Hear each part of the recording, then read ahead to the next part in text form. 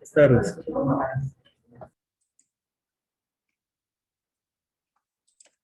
Bueno, muy buenas tardes a todas y todos. Le damos la bienvenida a la octava conferencia magistral organizada desde la Coordinación General de la Asociación Interamericana de Defensorías Públicas, la AIDEF. En este día el tema será el artículo 8 de la Convención para la Eliminación de todas las formas de discriminación contra la mujer, un escalón esencial para asegurar la paridad de género en órganos y tribunales internacionales, a cargo de la profesora Claudia Martín.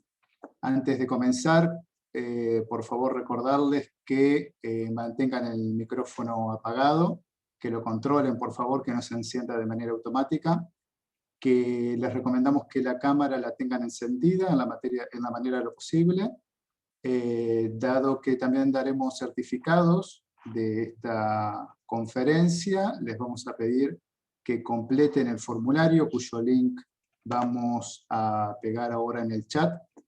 Como siempre recordamos, que solamente completen sus datos en el link, no es necesario que lo hagan en el chat, así lo mejor que dejen el chat libre para las preguntas.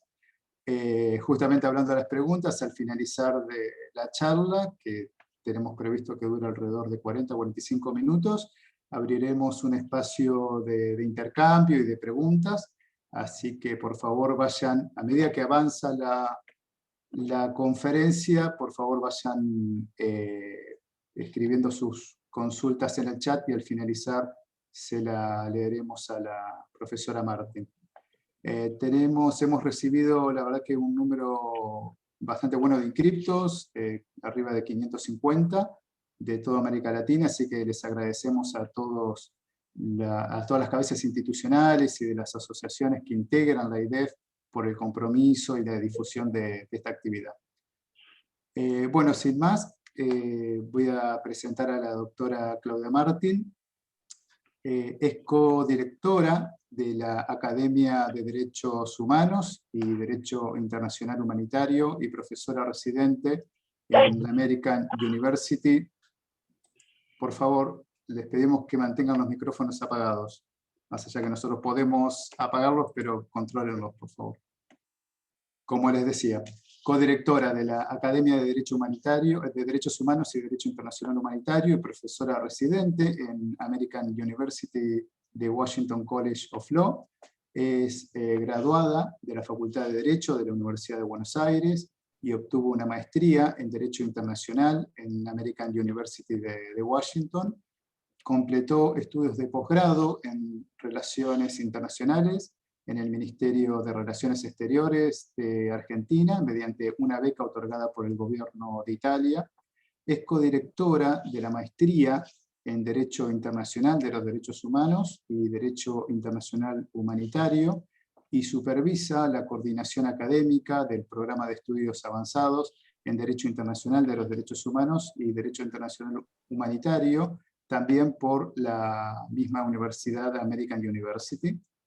Se especializa en Derecho Internacional Público, Derecho Internacional de los Derechos Humanos y en el Sistema Interamericano de Derechos Humanos. Es parte del secretariado de SHIPWAL, una campaña para promover la paridad de género en tribunales y órganos internacionales, y desde el 2016 codirige el proyecto Combatiendo la Impunidad por Violencia Sexual en América Latina, bajo el cual ofrece asesoría técnica a organizaciones de la sociedad civil y tribunales internacionales a través de amicus brief y peritajes expertos. Así que, bueno, profesora Claudia Martín, desde ya, muchísimas gracias por aceptar la invitación a participar de esta conferencia magistral que viene organizando la Defensoría General y la Asociación Interamericana de Defensorías Públicas, así que tiene su palabra, sus 45 minutos, así que adelante. Bueno, antes que nada, muchísimas gracias por la invitación. Muchísimas gracias a la Defensoría General en Argentina y por supuesto a la Asociación Interamericana. Sigo con mucho interés el trabajo que los defensores públicos hacen en la región. Tengo un profundo respeto por el trabajo que todos realizan. Nunca ejercí la profesión, pero siempre he pensado que si lo hubiera hecho hubiera sido defensora pública, que así ojalá que hoy tengamos la posibilidad de intercambiar algunas ideas que tienen que ver con la representación de género en las instituciones internacionales. Ese es el trabajo, uno de los proyectos en el cual yo estoy involucrada junto con la campaña Equal.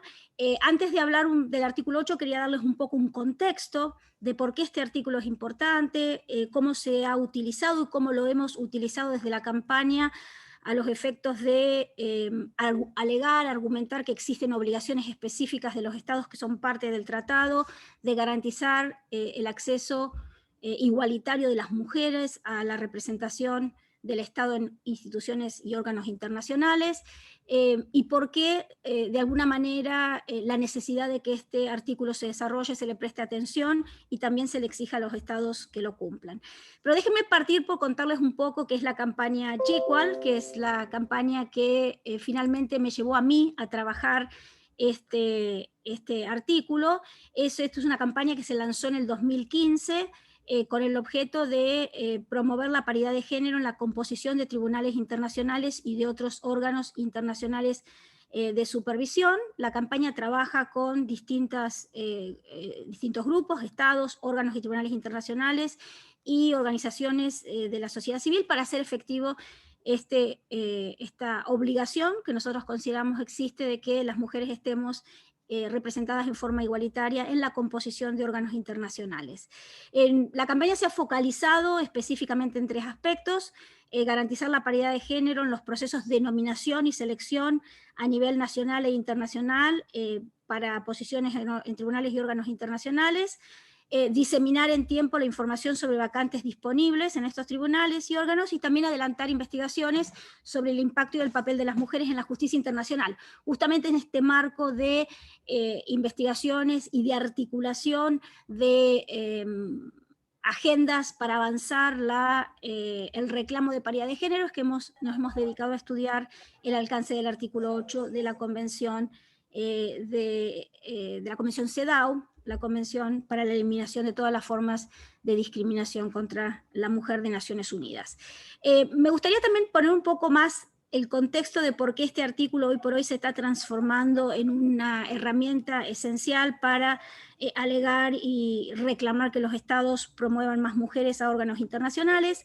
El año pasado, perdón, en el 2019, la campaña Equal trabajó con varios estados en el marco del Consejo de Derechos Humanos para obtener una resolución que fue muy importante en tanto la resolución requirió que se realizara un informe donde se establecieran específicamente los niveles de subrepresentación de las mujeres. Es decir, en realidad el informe se pidió que se evaluara la representación real de las mujeres en estos órganos, y se tradujo en conclusiones que tienen que ver con la subrepresentación. Pero como digo, esta resolución fue fundamental porque por 2 años se elaboró un informe, se le asignó a otro órgano del Consejo de Derechos Humanos, que es el Consejo Asesor, que tuvo 2 años para elaborar este informe, y que el informe se acaba de aprobar y fue propuesto y discutido en el marco del Consejo de Derechos Humanos en la última sesión ahora en julio. Luego les voy a dar el enlace al informe porque es un informe que tiene información y argumentos importantes para discutir esta materia y que se concentra, entre otras cosas, en el artículo 8. Pero quizás una de las cosas importantes del informe es justamente que demuestra que existe una seria falta de representación de género en los órganos internacionales derechos, y específicamente en los órganos de derechos humanos que nos importan a quienes trabajamos en esta materia. Si bien es cierto que ha habido algunos avances, y yo les voy a contar un poco los números para que ustedes se ubiquen, normalmente los avances se han dado escasamente en algunos de los órganos de tratados de derechos humanos, pero sobre todo se ha dado el fenómeno que ocurre normalmente, que en inglés le dicen el silo, es decir, esto de encuadrar a las mujeres en órganos específicos que trabajan con temas de mujeres o con temas de familia, o con temas de niños, pero justamente dejando la falta de representación en los órganos que atañen a otros temas, como serían temas de desaparición forzada, tortura, etc. Para que ustedes se den cuenta, el comité mismo de la CEDAW, que es el comité que supervisa la convención, esta convención contra todas las formas de, la eliminación de todas las formas de discriminación contra la mujer, históricamente ha tenido una composición del 90% de mujeres. Pero los otros han fluctuado. Y en la actualidad, si ustedes miran los números que tienen el informe, van a ver que, por ejemplo, el Comité de los Derechos del Niño es un comité que tiene paridad de género, donde existe en realidad un poco más del 50%. También en el caso del Comité de las Personas el Comité sobre los Derechos de las Personas con Discapacidad, también tiene hoy por hoy una sobrerepresentación de mujeres, pero ha sido un largo camino y un trabajo de cabildeo y de campaña muy fuerte para que cambiaran los números en la representación de la composición de este órgano, y quizás una de las excepciones es el subcomité para la prevención de la tortura y otros tratos crueles, inhumanos y degradantes, que en la actualidad también tiene paridad de género. Pero es importante que sepan que hay otros 6 comités de Naciones Unidas donde en realidad el promedio de representación de las mujeres es de alrededor del 31%, y siendo quizás el comité para los derechos de las personas migrantes y sus familias el que tiene una menor representatividad de mujeres, porque hay solamente 2 mujeres sobre 14 miembros. Esto se los digo para que ustedes vean que el reclamo de paridad no es un reclamo abstracto. En la realidad, este informe demuestra que efectivamente la subrepresentación, por lo menos en los tratados de derechos humanos que supuestamente tienen como función supervisar las obligaciones de los estados, entre los que se incluye el derecho a la igualdad y no discriminación, están severamente subrepresentados en materia de género. Esto no solo sucede en los tratados, en los órganos de tratados, sino también en el caso de las relatorías especiales. Ustedes habrán escuchado que existen estos relatores que visitan sus países, que tienen distintas funciones, que se refieren a distintos temas. Hay 44 mandatos temáticos de relatorías específicas, entre los cuales existen 6 grupos de trabajo: el grupo de trabajo de desapariciones forzadas, que ustedes lo han escuchado, el grupo de privación arbitraria de la libertad, etc. Y después existen 38 mandatos que son individuales. Si ustedes miran los números, van a ver que las mujeres están representadas solamente en un 42%. Y esto tomando en consideración que hay un grupo de trabajo sobre discriminación contra la mujer y las niñas, que al igual que en el caso del comité CEDAW, históricamente es otro de estos comités que se consideran parte del encuadramiento, donde son todas mujeres. También hay 11 mandatos donde nunca ha habido una mujer. Quizás el más importante y que ustedes conocen es el de la Relatoría Especial contra la tortura y otros tratos crueles y degradantes, que ha existido por más de 20 años y donde todos sus relatores han sido hombres. Lo mismo sucede con este comité asesor del Consejo de Derechos Humanos, que estuvo a cargo de elaborar el informe, donde tienen 17 miembros, tienen 18 miembros y solo 7 son mujeres. Y esta es la más alta representación que han tenido a lo largo de los años. Si uno pasa al sistema interamericano, que quizás con ustedes están más familiarizados, por supuesto los números son iguales. Ustedes saben que la Corte Interamericana tiene solo una mujer como jueza en la composición de 7 miembros, y que justamente por esta falta, la inexistencia de esta representación de mujeres en los órganos, en la composición de la Comisión y de la Corte, es que en el ámbito de la Asamblea General de Naciones Unidas han existido gestiones y se han adoptado distintas resoluciones a los efectos de que impulsar a los estados a que trataran de resolver esta falta de representación de mujeres, nominando más mujeres para la selección y para ocupar cargos en la Comisión Interamericana y en la Corte Interamericana. Estas resoluciones existen desde 2016. La más simbólica es la última, la de 2020, porque justamente se concentra en la Corte Interamericana de Derechos Humanos y da los datos que importan, que desde su establecimiento, la Corte Interamericana de Derechos Humanos, en el 1979, han existido o han sido electos 39 jueces solo 5 de esos 39 han sido mujeres. Y como les decía, en la actualidad existe solo una mujer, que ustedes saben que es la presidenta Elizabeth Odio Benito, que es la única mujer en la composición de la Corte Interamericana, y no sé si saben, pero termina su mandato a fin de año. Esto generó en realidad la campaña Chuckall estuvo muy involucrada, pero muchas otras instituciones e incluso la misma Corte Interamericana promovieron la necesidad de que este tema se debatiera, y por eso es que sale esta resolución de la Asamblea General de la OEA, focalizándose específicamente en la Corte Interamericana y llamando a los estados a que nominen mujeres para las elecciones de este año. Algún efecto tuvo, porque efectivamente hay 4 países que han nominado mujeres candidatas para la Corte Interamericana para las elecciones que van a ser a fin de este año, creo que es en noviembre, la Asamblea General. La Argentina es uno de ellos, yo soy de la Argentina, como saben, y estoy muy orgullosa porque la campaña Chuckall trabajó con mucho ahínco para que se discutiera la necesidad de que la Argentina nominara a una mujer. También hay una mujer nominada por Chile, por Paraguay y por Costa Rica. El trabajo de cabildeo, de lobby, de la creación de conciencia sobre este problema también tuvo un impacto en los cambios que se dieron en la Comisión Interamericana de Derechos Humanos. Hoy en la Comisión Interamericana de Derechos Humanos hay 5 comisionadas, y por primera vez en la historia la directiva de la Comisión Interamericana de Derechos Humanos está integrada por mujeres. La presidenta Antonia Urrejola, la primera vicepresidenta Flavia Piovenzán y la segunda vicepresidenta Julissa Mantilla. Es la primera vez en la historia, y la comisión se creó en 1959. Yo tenía aquí los números de Argentina también, para darles un ejemplo, pero después voy a hacer el ejemplo sobre la región, para que ustedes vean que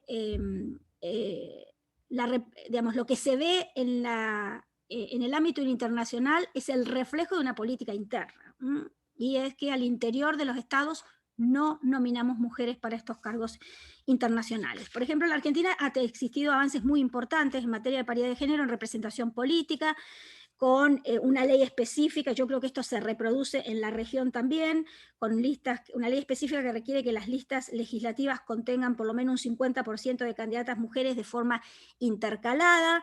También ha habido avances en el requerimiento de que entidades civiles y sociedades comerciales en sus órganos de administración y fiscalización tengan paridad de género. Esto es una resolución que sacó la Inspección General de Justicia de la Argentina. Entiendo que también hay un debate y una propuesta de ley para garantizar la paridad de género en el Poder Judicial, etc. Entonces, este debate interno, lamentablemente, no se traduce en la forma en que la Argentina nomina a cargos internacionales. La Argentina es uno de los países que tiene la mayor representación de nacionales en espacios internacionales, y sin embargo, la mayoría de ellos son hombres.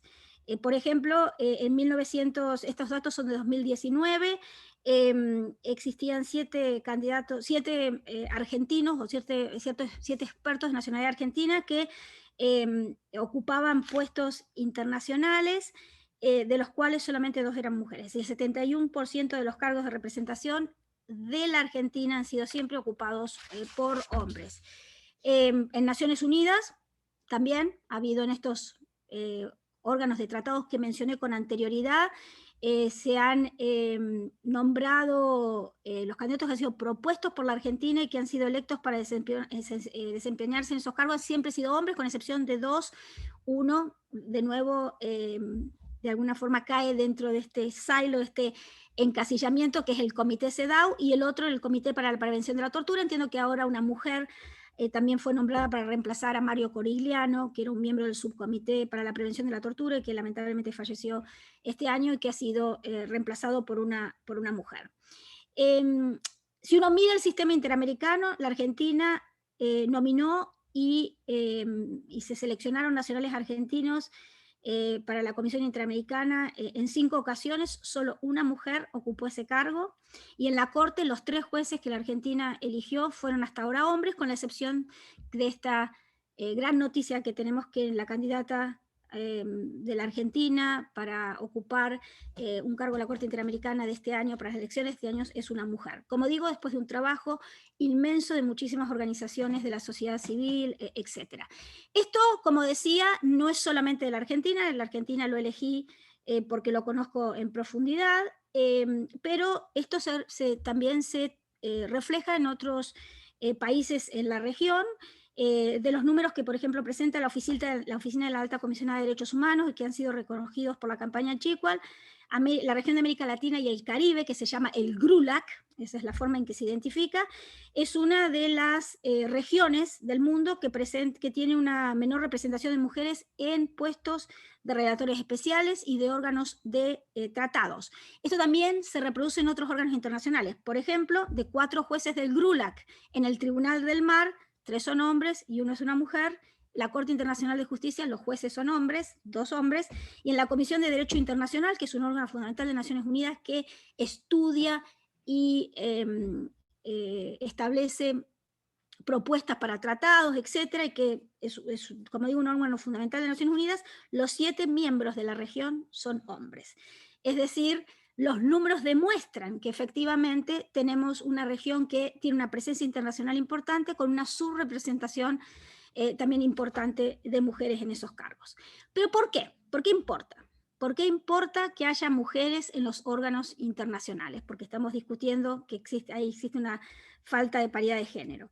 Importa en primer lugar porque si hablamos, por ejemplo, de los tratados de derechos humanos o hablamos de los órganos de derechos humanos, la falta de paridad refleja una falta de legitimidad, porque estos órganos supuestamente tienen entre varios objetivos establecer si los estados cumplen con el principio de igualdad y el principio de no discriminación. Pero a su vez, en esa obligación de hacer y reforzar el cumplimiento de la obligación del principio de igualdad y no discriminación, tienen una composición que no refleja la diversidad de la audiencia a la que supuestamente deberían estar representando.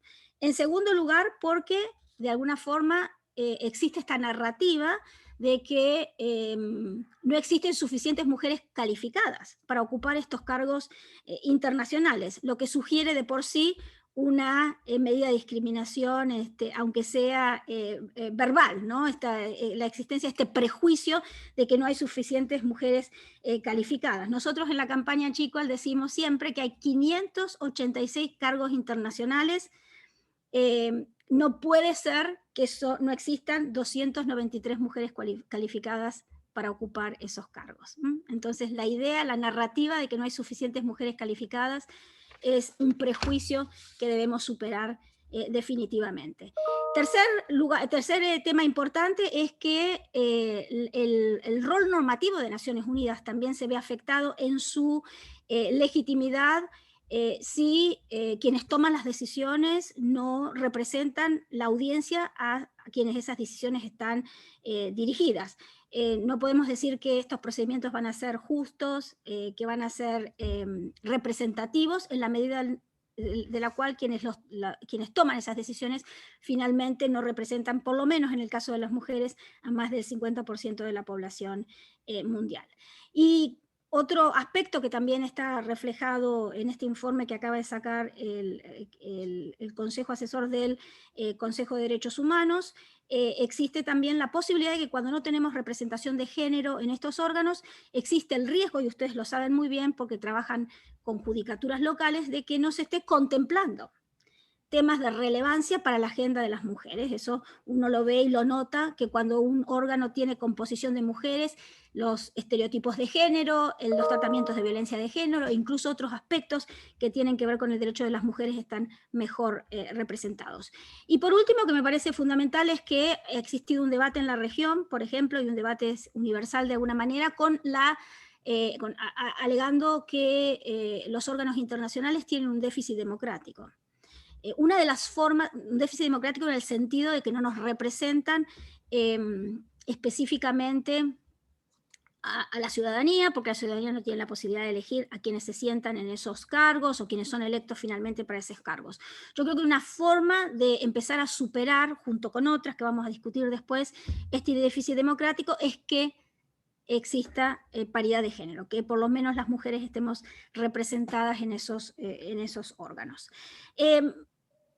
Sabemos entonces que, o por lo menos yo les estoy haciendo un argumento de por qué las mujeres debemos estar representadas, sabemos de que las mujeres no estamos representadas por los números que les he ido dando en esta presentación, Quizás la tercera parte que hay que contemplar es por qué no estamos representadas, para poder llegar a la importancia del artículo 8 posteriormente. Las dificultades tienen que ver o se pueden asociar con obstáculos a nivel interno y obstáculos a nivel internacional. Primer obstáculo importante es que no existen procedimientos nacionales formales, transparentes y públicos para seleccionar candidatos a estos órganos internacionales. La falta de estos procedimientos en la selección de los candidatos se traduce finalmente en una decisión política, que lamentablemente, y como todos sabemos, en la mayoría de los casos favorece a los hombres y no a las mujeres. Es decir, que la falta de procedimiento perjudica la representación de las mujeres en las candidaturas y nominaciones de los estados. En segundo lugar, que si existe algún proceso de selección, no se toma el género, no se toma la paridad de género como uno de los requisitos para la selección. Y que en algunos casos, aun cuando puede estar considerado como uno de los requisitos, en la práctica finalmente, y esto existe, por ejemplo, en el sistema europeo, está perfectamente demostrado que tiene un proceso de selección a nivel interno para los jueces de la Corte Europea de Derechos Humanos, que si bien existe un procedimiento formal, en la mayoría de los casos hay 3 candidatos, se supone que tiene que haber representantes de ambos géneros, pero normalmente termina siendo electo el candidato hombre, aun cuando formalmente las mujeres tienen la posibilidad de participar en el procedimiento. Entonces vamos a ver cómo eso también es un obstáculo. En cuarto lugar, los estados no consultan. En realidad existe esta narrativa de que no hay mujeres calificadas porque los estados, en muchos casos, sobre todo los poderes ejecutivos, los ministerios de Relaciones Exteriores, que son los encargados supuestamente de hacer estas nominaciones, no consultan ni con las organizaciones de la sociedad civil, ni con las organizaciones profesionales, ni con las facultades de derecho, ni con los defensores, la defensoría, digamos, existe tantas instituciones nacionales que tienen personal supercalificado que podría quizás participar de un proceso de selección si tuvieran la posibilidad de hacerlo. Por supuesto, también existen prejuicios de género, ¿no? Esta impresión de que no hay mujeres o suficientes mujeres que pudieran cumplir estos roles. A nivel internacional, las razones por las cuales, o los obstáculos, si uno los pudiera traducir, son que los votos, la forma en que se eligen a quienes ocupan estas posiciones es a través del intercambio de votos, es decir, los estados de intercambio de votos no importa quién sea el candidato. Entonces eso es un tema que se ha identificado como un obstáculo fundamental. Porque aun cuando en alguno de los tratados, por ejemplo, los tratados más recientes de derechos humanos, se establece la condición de género como uno de los requisitos para elegir a quienes se van a sentar en la composición de estos órganos, en realidad, como el proceso es por intercambio de votos, este requisito de género es como que se deja más de lado al momento de que los estados tengan la posibilidad de representar otros intereses que tienen más peso. También, por supuesto, es que en muchas circunstancias lo que sucede es que los estados proponen mujeres, pero después no les hacen campañas apropiadas, ¿sí? Como ustedes saben, para ser electo se requiere justamente que un país ponga toda su energía para que los candidatos que proponen sean electos. Y el cuarto punto, que es un tema que está establecido en el informe y que yo creo que es muy importante, es que muchas de estas posiciones no son pagas. Entonces también eso genera que se requieran, en principio en general, de candidatos que tengan recursos económicos, pero en el caso de las mujeres aún más, las mujeres que son cabeza de familia o las mujeres que tienen hijos, etcétera, nuevamente se ven enfrentadas a que la participación en un órgano de esta naturaleza requeriría, que no es pago, requeriría que no tuvieran recursos, por ejemplo, para cumplir con otras funciones familiares, etc. Este es un tema que se está contemplando cada vez más porque todos los cargos de relatores, y eso es importante que lo sepan, todos los cargos de miembros de los órganos de tratado no son pagos, se consideran ad honorem. Entonces, vemos que tenemos una falta de representación, tienen el contexto, una falta de representación, algunos cambios como resultado de la campaña, del lobby que han hecho órganos como la campaña Equal, pero algunos obstáculos reales que no se van a superar solamente con una campaña, y después también una fluctuación. Si hay ganancias, por ejemplo, en el incremento de la representación de mujeres en los órganos internacionales, en muchos casos no son sustentables, porque si la campaña no sigue con la misma intensidad, la próxima vez que da la vuelta a las elecciones, entonces ya no, ni se nominan tantas mujeres, ni se eligen tantas mujeres. Yo creo que el caso del Comité de Personas, Derechos de las Personas con Discapacidad es un buen ejemplo. En el 2017 solo tenía una mujer. Una campaña dramática para las elecciones posteriores de miembros, se incrementaron 5 o 6 personas, hoy por hoy tiene mayoría. Si la campaña no sigue con la misma intensidad, existe una posibilidad de que el número de mujeres fluctúe nuevamente. Es decir, no es sostenible, la campaña sola no es sostenible.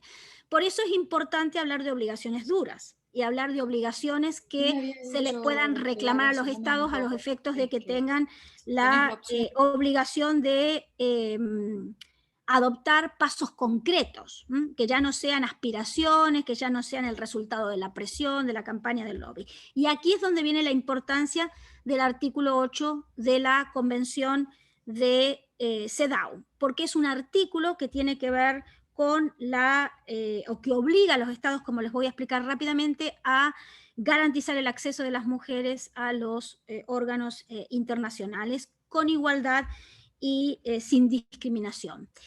Por supuesto, la campaña ha utilizado este artículo 8 como uno de los estandartes para promover la paridad de género a nivel internacional, y también se ha basado en, como ustedes podrán imaginarse, en el principio de no discriminación, el principio de igualdad, que está también reconocido en otros tratados internacionales de derechos humanos. Pero el artículo 8 es el más específico, es el único artículo, habla específicamente, se los voy a leer rápidamente, establece que los estados tienen la obligación de tomar medidas apropiadas para garantizar a la mujer en igualdad de condiciones con el hombre y sin discriminación alguna, la oportunidad de representar a su gobierno en el plano internacional y de participar en la labor de las organizaciones internacionales. El lenguaje es más que específico y es una obligación de un tratado. Este es un tratado que está ratificado por 189 estados.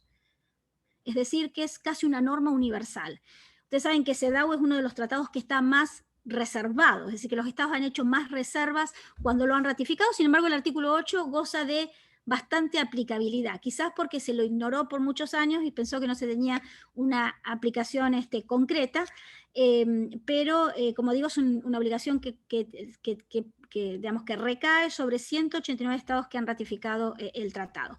¿Por qué es importante el artículo 8? Les voy a hacer una especificación rápida jurídica para después también relacionarlo con las recomendaciones que ha hecho el informe del Consejo Asesor del Consejo de Derechos Humanos. En primer lugar, habla de igualdad de condiciones con el hombre y sin discriminación, es decir, el acceso, garantizar el acceso de las mujeres, es un tratado específico, como ustedes saben, que genera obligaciones de no discriminación, que la definición de discriminación en este tratado es una definición bastante amplia, que se refiere a toda distinción de tratamiento basada en el sexo o género, que incluya distinciones entre mujeres y hombres, la exclusión de mujeres y no de hombres, y la imposición de restricciones indebidas sobre mujeres y no sobre hombres. Es decir, tiene una definición específica de lo que quiere decir discriminación, que el trabajo del CEDAW y del comité de CEDAW ha establecido que estas exclusiones o restricciones van a ser consideradas discriminatorias si el objeto de la distinción o si el efecto, es decir, esta noción de la discriminación directa o indirecta, también está contemplada dentro de las obligaciones de no discriminar que se aplican al artículo 8.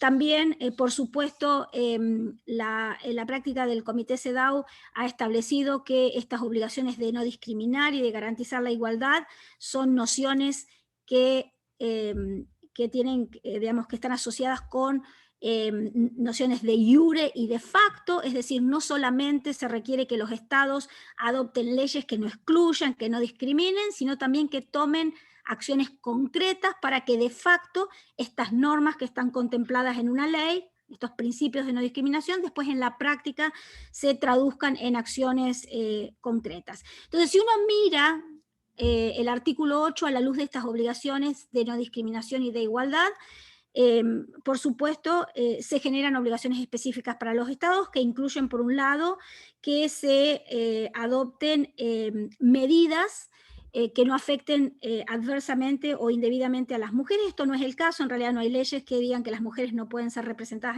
a nivel internacional, pero nuestro argumento es que esta obligación no es solamente una obligación de acción, sino también de omisión. Entonces el hecho de que el Estado no cree condiciones o el hecho de que el Estado no tenga procedimientos específicos para que las mujeres puedan acceder específicamente a ser nominadas a los órganos internacionales es también una medida de no discriminación. Si a ello se le suma que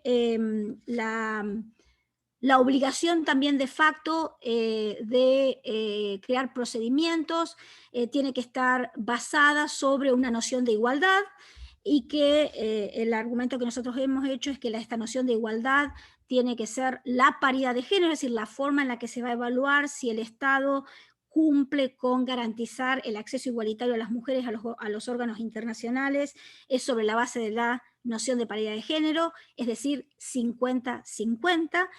Por muchísimo tiempo ha habido debates sobre si 30-70 era suficiente, porque esta era una obligación progresiva. Yo creo que hoy por hoy, a partir de la Declaración de Beijing, de la Plataforma de Acción, todos los procedimientos que han existido posteriormente, todas las interpretaciones del Comité CEDAW y del mismo grupo de discriminación contra las mujeres y las niñas, han establecido que hoy por hoy la medida, el estándar de igualdad para acceso a estos cargos es la paridad de género, es decir, 50-50. No existe ninguna discusión sobre esta materia. Es decir, que entonces se supone que bajo el artículo 8 los estados tienen una obligación y las mujeres un derecho de acceder en condiciones de igualdad a través de procedimientos que estén establecidos legalmente a los efectos de implementar la obligación del artículo 8, y que ese acceso igualitario se va a evaluar sobre el estándar de la paridad de género. Pero ustedes saben que la igualdad formal no siempre es suficiente, y por lo tanto también un poco sobre este análisis de la necesidad de garantizar la igualdad de facto, el mismo comité ha establecido que la forma de hacerlo es no solamente en el derecho, no solamente en la ley, no solamente en un procedimiento, sino también garantizar la igualdad de resultados. Lo que significa en la práctica que, a la luz del artículo 4 de la Convención CEDAW, también existe la obligación de adoptar medidas especiales si esa paridad de género no existe concretamente, es decir, específicamente a la luz de lo que ha argumentado el Comité CEDAW, la adopción de cuotas u otras medidas de naturaleza especial para que se garantice en la práctica la igualdad de género. Entonces, el artículo 8, ¿para qué nos sirve? Nos sirve para eso, para crear obligaciones específicas, para crear obligaciones específicas a los estados de que ya la representación de las mujeres en estos órganos internacionales no es solamente una obligación, no es solamente aspiracional, no es solamente una norma moral, no es solamente porque tienen la presión de las organizaciones de la sociedad civil, sino también porque tienen una obligación específica a través de un Estado que han ratificado de crear las condiciones. De facto, de las condiciones formales, de iure, la creación de un procedimiento específico, transparente, que tenga el requerimiento de la paridad de género como uno de los requisitos para la selección, y después también de garantizar la igualdad de facto a través de medidas especiales, es decir, identificando mujeres. Si existen candidatos mujeres, una candidata mujer y un candidato hombre de igual calificaciones, eligiendo a la candidata mujer, si el órgano, por ejemplo, al que están nominando la candidata o el candidato tiene disparidad de género, etc. Es decir, el artículo 8 nos permite traducir jurídicamente los distintos pasos para lograr que los estados adopten procedimientos específicos y establezcan de nuevo esos procedimientos de selección, de nominación, a la luz de la paridad de género. Esto se hace, esto no es una invención, el sistema europeo lo hace, hay otros mecanismos que también, la Corte Penal Internacional, etcétera, que requieren que los estados tengan, al momento de nominar, se cumplan con ciertos requisitos, es decir, que no es una anomalía, y el artículo 8 nos da la base jurídica para reclamarlo. Otro punto importante que el artículo 8 puede influenciar es para que los estados, cuando vayan a votar a nivel internacional, también tengan una obligación de mantener este requisito de garantizar el acceso igualitario de las mujeres, y que haya un cambio en las políticas de elección y selección para estos órganos de derechos humanos, que finalmente, como dije, tienen entre una de sus obligaciones fundamentales garantizar la no discriminación y la igualdad de género. Quería terminar diciéndoles que el artículo 8 ha estado en el centro del informe que ha hecho el Consejo Asesor del Consejo de Derechos Humanos, y ha estado también en el centro de las recomendaciones que se han hecho a los estados a los efectos de cumplir con las obligaciones internacionales. Y para resumir, porque no tengo tiempo, las recomendaciones tienen que ver y están dirigidas principalmente a la creación de procedimientos nacionales transparentes que tengan a la paridad de género como uno de los requisitos de la selección, la obligación de incorporar también a los efectos de garantizar la igualdad de facto, de identificar candidatos, de trabajar en la difusión de información para que las mujeres puedan nominarse, etc. Y después también tienen obligaciones digamos, obligaciones o recomendaciones que los estados deberían adoptar a nivel internacional para cambiar estas prácticas del intercambio de votos, etc.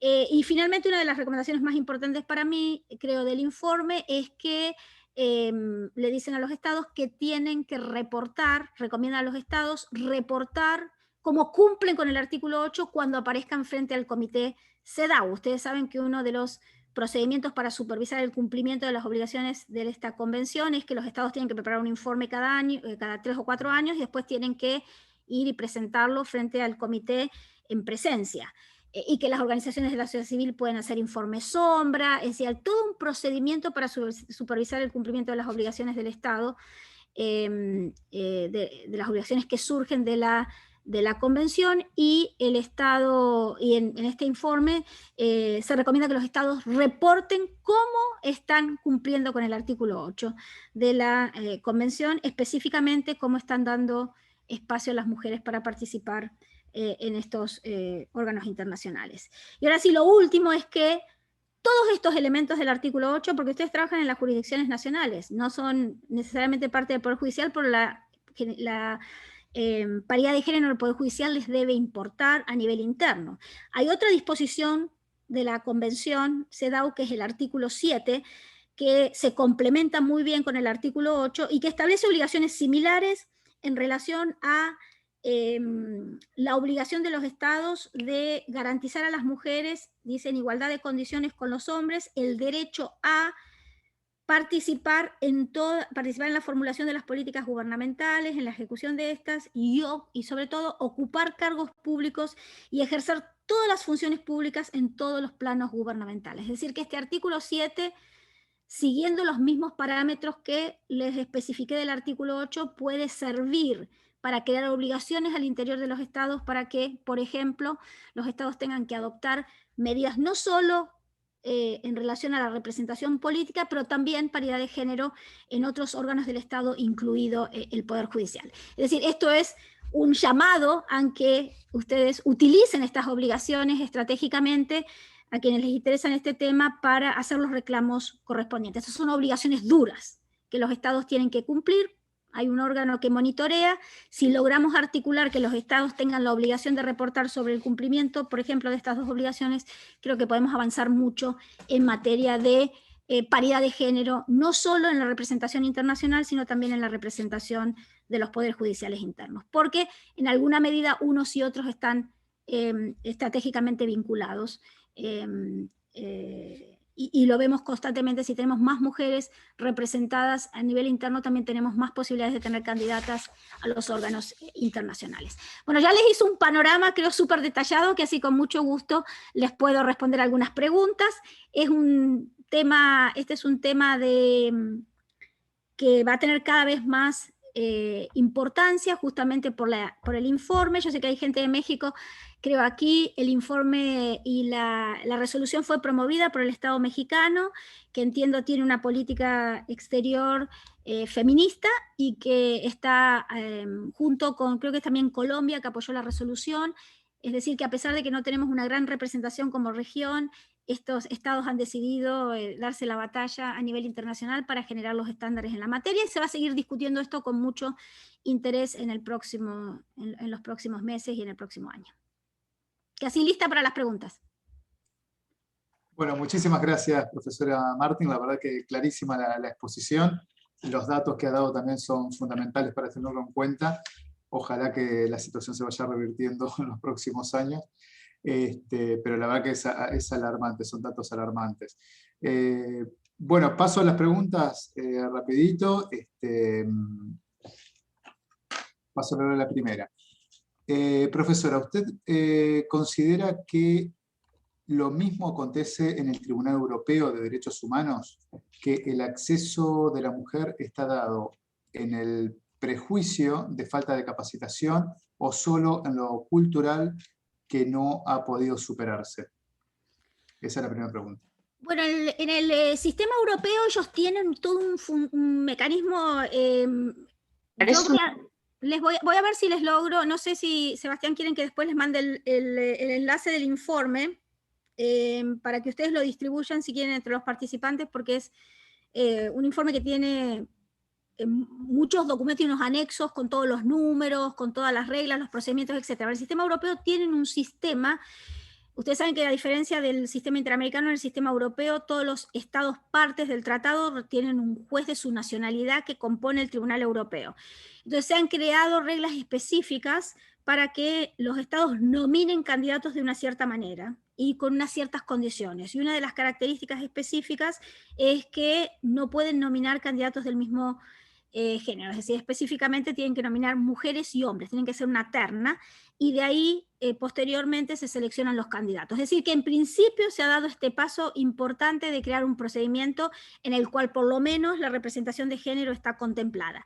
El problema, y ahí creo que viene la respuesta a tu pregunta, es que todavía, por eso es que nominar mujeres solo no alcanza, todavía por muchísimas razones y quizás por una narrativa de considerar que efectivamente las mujeres no están tan capacitadas como los hombres o tienen menos experiencia, etc.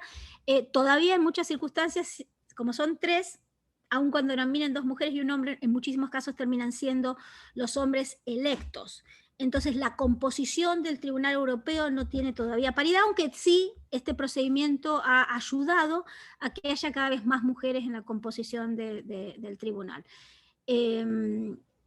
Entonces, creo que el impacto del proceso, de crear un proceso, es importante, pero después hay que sostenerlo y también hay que lidiar, por eso la adopción de medidas especiales, cuotas, etcétera, lleva, como pasa en las jurisdicciones internas, a que, y en los congresos de nuestros países, a que naturalmente si se requiere que más mujeres estén en las listas y en lugares para ser electas, pues vamos a tener más mujeres en el Congreso. Yo creo que se requiere no solamente el proceso, sino también alguna otra medida adicional para que la nominación sola no sea, o no exista solo una nominación, porque todavía hay formas de, digamos, de circunventar el hecho de que la mujer esté en la terna. Perfecto, clarísima la respuesta, muchas gracias. Bueno, van apareciendo varias preguntas, así que continúo con la segunda. Desde el paradigma internacionalista, ¿debería seguirse a la confluencia cultural de la comunidad internacional para lograr los objetivos del artículo 8 de la Convención? Puesto que el paradigma, esto acota la persona que hace la pregunta, puesto que el paradigma de la sociedad internacional estaría acotado más bien a las relaciones interestatales de tipo comercial. No sé si quedó clara la consulta. Yo soy muy práctica y por eso quería mostrarles el contexto y explicarles que la intencionalidad de utilizar el artículo 8 es también una medida de pragmatismo.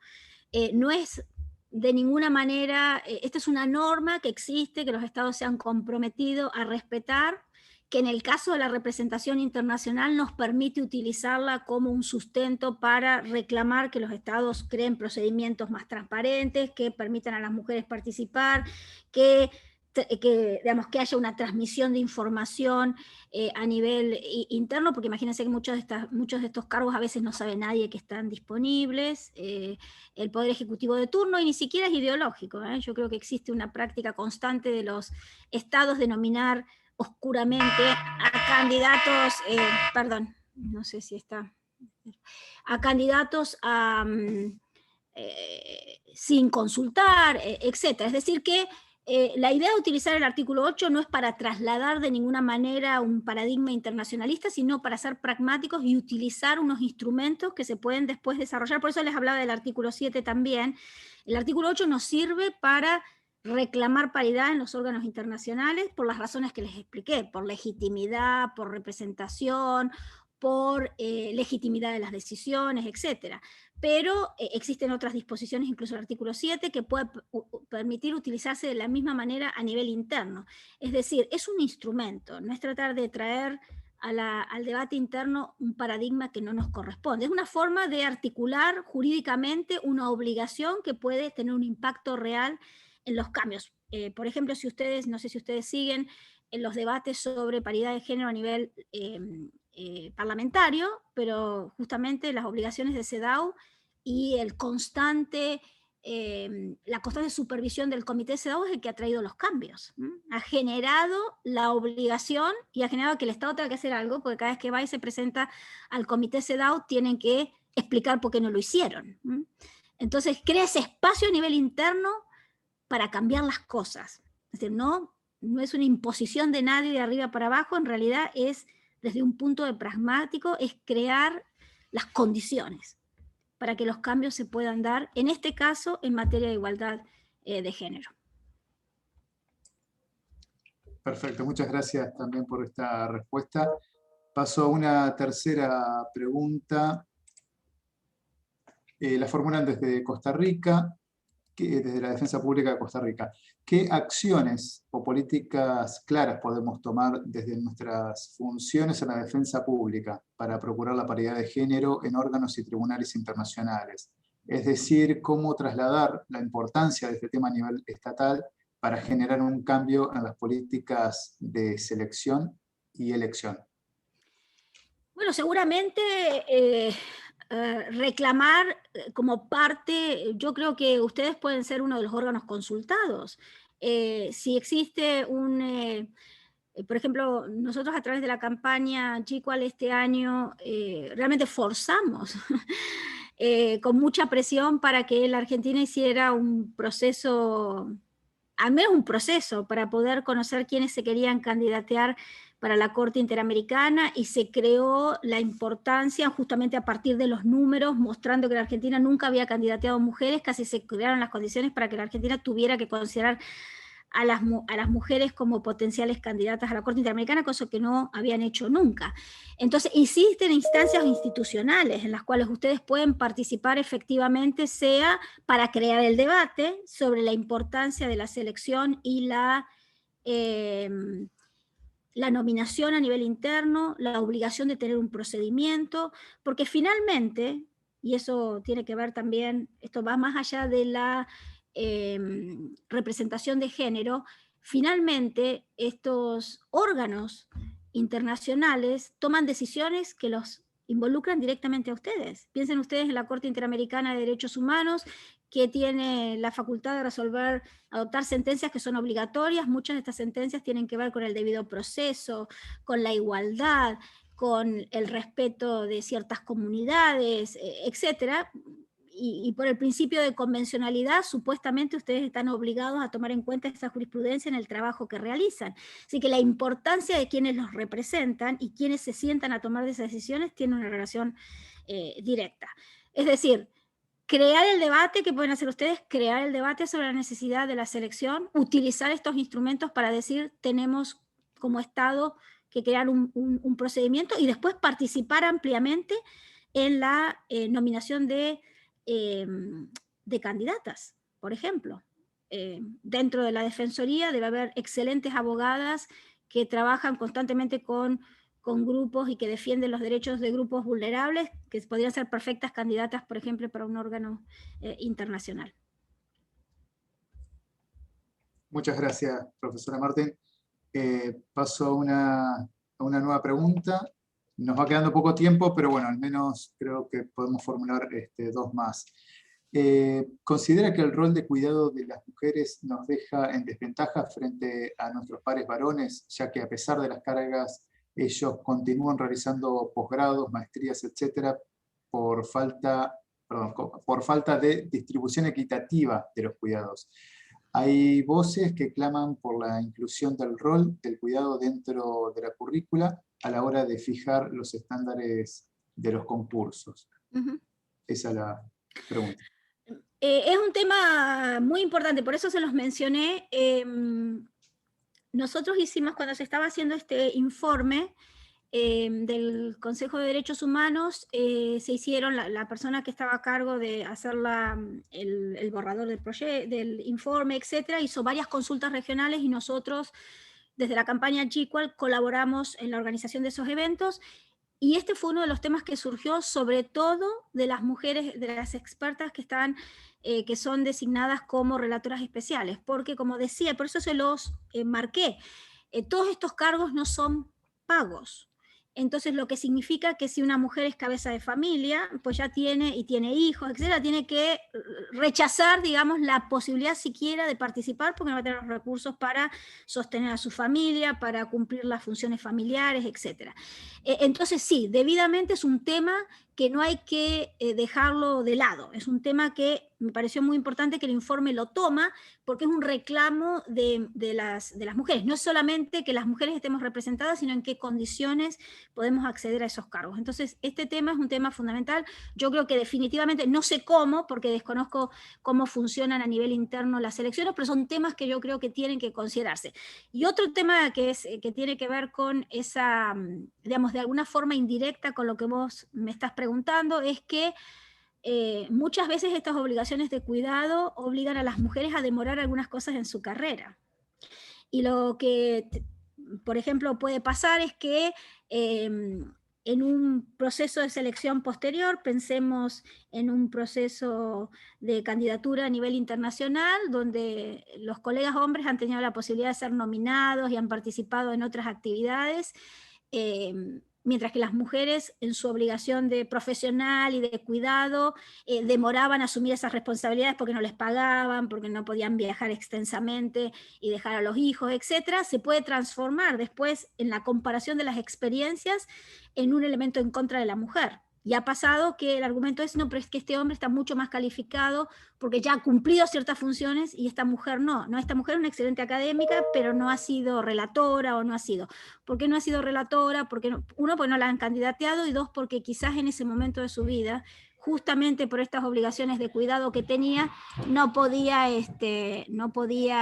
cumplir a cabalidad esas funciones. Entonces, sí, está todo relacionado, definitivamente, y son temas que lamentablemente no se han explorado en profundidad. Creo que también porque las mujeres a veces sabemos que si presentamos estos elementos adicionales, sabemos que van a ser un motivo para discriminar. Y muchas veces los escondemos, muchas veces no los hacemos transparentes, justamente para evitar que nos terminen perjudicando. Perfecto, clarísima también la respuesta. Tomo un comentario que en el chat formuló la doctora Silvia Martínez, que es defensora pública interamericana, que ahí resalta que en el cuerpo, bueno, ella es defensora pública interamericana y defensora pública de Argentina, resalta que en el cuerpo de defensores públicos interamericanos de la IDF hay paridad de género. Efectivamente, de hecho en la anterior elección de DPI quedaba un cargo por cubrir, había 20, digamos, había que llegar a un cargo más, y había defensoras y defensores, y se tuvo en cuenta para lograr esa paridad y ocupar ese cargo a una defensora, justamente. Así que eso se discute en el ámbito de la IDF, y esa paridad se logra, y de hecho en los casos que también se seleccionan, para los DPIs que se seleccionan para los casos en concreto, también se tratan a medida de lo posible que estén ocupados por una defensora y un defensor.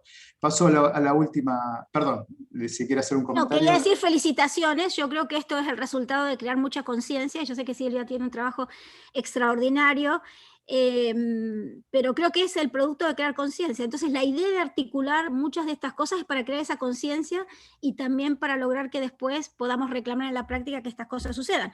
Hace 10 años eso hubiera sido casi imposible de reclamar, o nos hubieran mirado como un reclamo casi extraño, pero hoy efectivamente en casi todos los ámbitos está sucediendo que efectivamente el reclamo es constante de que haya paridad de género en todas las instituciones en donde, digamos, tienen las posibilidades las mujeres de participar. Así, felicitaciones. Vamos a poner esa información en Chicual. Perfecto, bárbaro. Gracias. Y le hago una, bueno, queda ya nada de tiempo, pero le formulo una última pregunta. Desde Ecuador, en este caso, quisiera que amplíe, bueno, hay poco tiempo, pero bueno, seguramente lo va a poder resumir. Quisiera que amplíe el tema acerca del informe que deben reportar los estados, si han cumplido el artículo 8 y si existe alguna sanción en caso de incumplimiento. El informe se acaba de adoptar para esta sesión del Consejo de Derechos Humanos que fue creo que todavía está la sesión todavía está teniendo lugar, es decir que todas estas recomendaciones ahora nos tenemos que arremangar y garantizar que se cumplan. Hoy está el informe, están los números, están los datos, están todas las articulaciones jurídicas, están las recomendaciones. Ahora hay que pasar a la acción y digamos, hacer todo el trabajo para que los estados cumplan con esas recomendaciones. Y una forma de hacerlo es justamente utilizando el artículo 8 y, por ejemplo, reclamando que el estado tenga que reportar en el informe que presenta a CEDAW cada 3 o 4 años. Sanciones, bueno, uno podría inventarse alguna... Ustedes saben cómo son las sanciones a nivel internacional. En realidad, es difícil, salvo que exista un caso, alguna sentencia, es difícil que haya una sanción real, y a veces con el caso y la sentencia tampoco la sanción es tan fácil de implementar, y lo saben ustedes muy bien los defensores. Pero están las herramientas, y las herramientas en acción producen cambio. Entonces lo que les recomiendo es que miren el informe, a quien les interesa, que miren las recomendaciones y que utilizando esas recomendaciones de un informe autorizado por el Consejo de Derechos Humanos. De nuevo, esto no es una organización no gubernamental, sino que es un proceso en el cual los mismos estados propusieron la resolución, los mismos estados han aprobado el informe, etc. Permite trabajar digamos, a favor del impacto. Hoy por hoy hay muchas cosas que cambiar, pero el informe es una herramienta importante, y utilizarlo de nuevo quizás con las disposiciones de CEDAW que hemos discutido hoy, puede tener un impacto real y directo. Pero hay mucho trabajo para hacer. Muy bien, bueno, muchísimas gracias. Bueno, de esta manera no hay más preguntas. Ante todo, quiero trasladar un saludo tanto a la profesora Martín como a todas y todos aquí presentes, un saludo de la doctora Estela Manis Martínez, coordinadora general de la AIDEF, que por compromisos previos no pudo estar aquí presente, pero le hubiera encantado estar. Así que bueno, pero me pidió que por favor en nombre de ella les haga llegar un saludo a todas y todos. Bueno, profesora Martín, la verdad que ha sido sumamente interesante la exposición y también las respuestas, el intercambio. Creo que han preguntado ahí en el chat si queda grabada, si estamos efectivamente grabando, así que pronto la vamos a subir al canal de YouTube de la Defensoría General y la vamos también a distribuir por mail. Así que comentarios que aparecen en el chat también son todos de felicitaciones a la profesora Martín. Todos les ha parecido excelente la exposición, así que bueno, me sumo a esas felicitaciones y a esos saludos.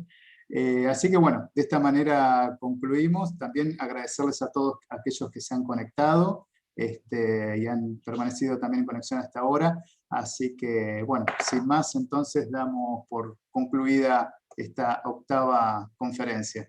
Bueno, muchísimas gracias a todos y un llamado a la acción. Perfecto, ahí estaremos. Adiós, buenas tardes. Muchas gracias. Hasta luego. Chao, gracias a todas y todos. Hasta luego.